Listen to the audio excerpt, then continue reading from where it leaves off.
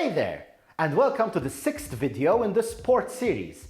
If you're new to this series, I highly suggest you check out my private, open, responsible technology playlist, PORT, on my channel to get up to speed. However, in a nutshell, it's my experiment to move to technology which is open source, privacy respecting, repairable, and responsible. So far in this series, I've discussed choosing an open laptop. I've given you an overview of Linux distributions and even my recommendations for which distribution you should try, depending on your use case. In today's video, I'm going to concentrate on email. We need to find and set up a privacy-respecting email provider. This will be the first step to switching our cloud services to a more privacy-respecting open source, or at least not big tech alternative. In the next video, we'll then focus on cloud services like file storage, calendars, contacts, reminders, and so on. So make sure you're subscribed so you don't miss that one. Anyway, let's get started.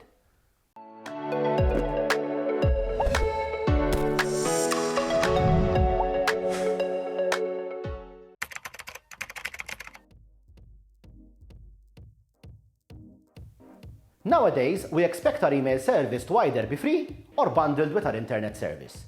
Although there are many email providers out there, the majority of us use Google's Gmail, Microsoft's Outlook, the email service, not the client app, or iCloud Mail. The problem with these services is that they're operated by companies which, to put it lightly, don't have the best track record when it comes to respecting privacy. Starting with Google, it was revealed in 2018 that Google allows third-party developers to scan the contents of your email, as long as the purpose for the scan is made transparent. This followed a prior revelation that until 2017, Google actually scanned your email itself for advertising purposes.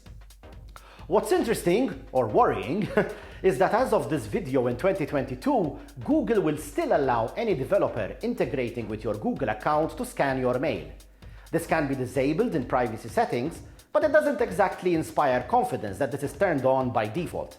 Not to mention that other Google services outside Gmail have at the very least questionable privacy policies. Apple tends to be more privacy respecting than other megacorporations, at least in the public eye. iCloud Mail itself has not been outed as violating user privacy, and with good reason. It's not free. Sure, you can get a basic iCloud account for free, but you'll typically only create one if you've purchased one or more Apple devices. Apple has less of an incentive to violate your privacy to make money since you've already paid them for their hardware. That being said, Apple is not free of privacy concerns. A report in September 2021, for example, showed that Siri recorded user conversations without user consent, and that these conversations were sent to third parties, including advertisers. And there are other reports related to Apple suppliers and business partners of similar behavior. Like Apple, Microsoft's free email offering has not directly been mentioned in high-profile privacy violations. However, several Microsoft Server software apps, including those used to run Outlook Live, have been the target of hacks resulting from security flaws, which have left thousands of servers vulnerable. And that's just email. Again, most of the problems here don't deal with Microsoft themselves violating your privacy, but rather that the security of Microsoft software has never been a strong point, and that vulnerabilities in the software lead to others getting access to your data. So in essence, the problem is privacy. Whilst these free email services are, well, free and also tend to be really feature-rich, they either have intrinsic privacy concerns or are run by companies which have a less than stellar privacy record.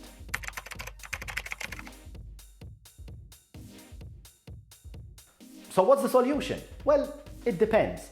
If you really want to stick with your current free email provider, just make sure that you check up the privacy settings on your account, especially in Google, to make sure you don't enable third parties to access stuff that you don't want them to. Otherwise, you can switch to another email provider with a better privacy record, or indeed which focuses on privacy. When looking for privacy-respecting services, the website privacytools.io is always a good place to start. There are many good email services out there, but we're specifically focusing on privacy, so this website allows us to focus on that. Now, to compare providers, you need to establish your requirements. These will be different for everyone, but here are mine. 1. A privacy-respecting company with no huge privacy scandals. 2. A good web-based interface, webmail. 3. The ability to use any email client I want to access my mail. So in other words, IMAP and SMTP support. 4. The ability to use a custom domain name for my address. And 5. Ideally, an import feature for my existing Gmail and iCloud accounts, because I have a lot of email to import. So, with that in mind, let's see our options. ProtonMail is probably the first name which will come up in a search for private email. The company boasts email servers hosted in Switzerland, protected by strict Swiss privacy laws. The email service supports end-to-end encryption, and the service itself is open source. ProtonMail are also adding more services to their portfolio, such as a calendar and even cloud storage. Their web UI is very pleasing without being overly complicated. This doesn't mean that ProtonMail is perfect though. Whilst ProtonMail is protected by Swiss privacy laws, it must also comply with Swiss privacy laws. For example, in September 2021, ProtonMail was asked by Swiss law enforcement to start logging the IP address and browser fingerprint of a particular user, a request that ProtonMail complied with. Now, this doesn't mean that ProtonMail is evil, far from it, but don't think that being in Switzerland is some magic privacy shield. Also, ProtonMail needs some extra work to use with third-party email clients. On your desktop, you must install a separate Bridge application, which is only available to paid users, which then allows you to use third-party email clients like Thunderbird, Outlook, and so on. On mobile, ProtonMail can only be used via their email client, since the native iOS and Android apps do not support encryption. ProtonMail isn't also particularly cheap. The free account only comes with 500 megabytes of storage, and professional accounts starts at €625 a month when billed yearly and come with a paltry 5 gigabytes of storage. This can be increased, but will cost an additional $625 per month per 5 gigabytes. The next contender is Tutanota or Tutanota or whatever. I'm just going to say Tutanota. This is an alternative to ProtonMail that also offers end-to-end encryption, two-factor authentication, and is open source. Tutanota is based in Germany and must comply with German privacy laws. As per their own FAQ, they must provide user IP addresses and other data when requested to do so by German law, just like ProtonMail. Also like ProtonMail, you cannot use third-party email clients with Tutanota, instead being limited to their own desktop and mobile apps. This also means that there doesn't seem to be an equivalent to ProtonMail's Bridge, meaning even on the desktop, you either have to use their own apps or their webmail. Pricing-wise though, Tutanota is cheaper than ProtonMail, with a Teams account starting at €4 per month when paid yearly, which includes 10 gigabytes of storage and a custom domain. Moving on to a more quirky alternative is Disroot. This company doesn't just provide private email, but actually leverages open source technology to provide cloud storage, forum software, online office, notes, and much more. The web interface is Spartan but functional. The service also allows you to use any mail client you want on desktop and mobile. Now, one thing you should note is the reason Disroot allows you to use any client, unlike ProtonMail and Tutanota, is that it is not end-to-end encrypted. So if you want to encrypt your email, that's up to you with something like OpenPGP. That being said, I'm not a fan of these end-to-end encrypted services, as although they are very secure, they create a private email bubble on the web, with each provider having different incompatible implementations. Anyway, moving to Disroot, the Disroot email offering includes a free tier with 1 gigabyte of storage. Additional storage can be added from 1 gigabyte to a maximum of 10 gigs, at a cost of 15 cents per gigabyte per month paid yearly. This is actually a pretty damn good deal. The only problem is that it maxes out at 10 Gs, and you must fill in a form to request this. Custom domains are also supported by Disroot, as long as you make a one-time donation equivalent to, and I'm not joking here, 12 cups of coffee a year. Once you've done that, you get your custom domain, which is a lifetime reward. This route certainly does things differently, and I quite like it. Mailbox.org is a dedicated email provider with data centers in Germany. The service offers a free 30-day trial, which then defaults to a €1 a month 2 GB mail account. Their standard plan comes in at €3 a month and includes 10 GB of storage, custom domains, calendar and contacts, and even an online office suite. Mailbox.org offers a feature-rich mail client, which includes encryption support and even generating download links for large attachments. You can also use third-party clients on both desktop and mobile, and to top it all off, their data center is even powered by 100% renewable energy. The last contender we'll consider is StartMail, which is another privacy-focused email provider. Their services are based in the Netherlands and, like all other European email providers, which is basically all in this list, is GDPR compliant. StartMail offers two plans, a $5 a month plan billed annually that includes 10 GB of storage, and a $585 a month plan which allows you to use a custom domain. Both plans allow you to use any mail client you want. An interesting feature is the ability to create a smart mail alias. This is basically a throwaway email address that forwards to your account. If you start receiving spam on that address, simply destroy it and the spam goes away with it. This will certainly help when you're registering on some random website on the web.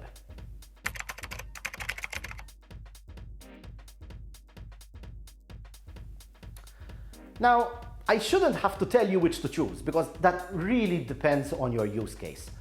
Want end-to-end encryption, even if in a bubble? Try ProtonMail or Tutamail. Want a really good value? Really good value? Try this route. Want a good all-rounder? You can't go wrong with Mailbox.org or StartMail. All of them are really good. So you might be wondering which service I chose. And the answer is none of them. It shouldn't matter what I chose because what you choose depends on your requirements. But if you must know, I went with Fastmail. Like the other providers in this list, Fastmail focuses on privacy. They offer a free 30-day unlimited trial, after which they have 3 plans.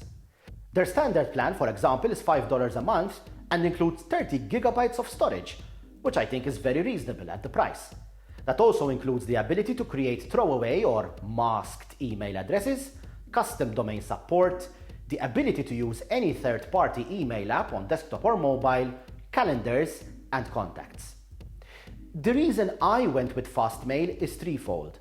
Number one, past experience. I have used Fastmail in the past and have found that the fast in their name is not cosmetic.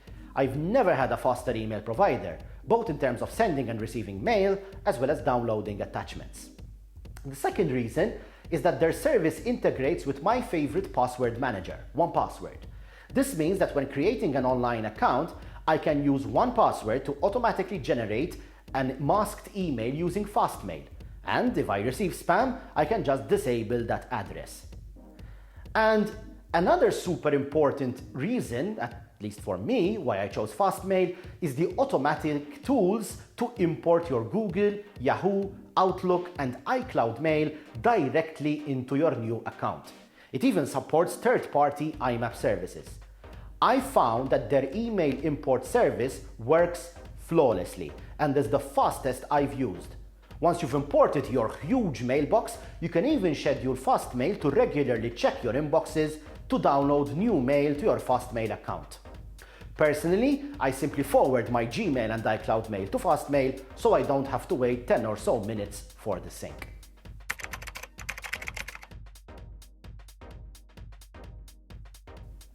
So there you have it, 5 email service recommendations from privacytools.io and 1 recommendation from myself. Again, just because I use Fastmail, I'm not claiming that they're the best. They're simply the best for my requirements. If you're thinking about jumping ship from Google, Apple, or Microsoft, check out the providers mentioned in this video, links are down in the video description by the way, and make up your own mind on protecting your email privacy.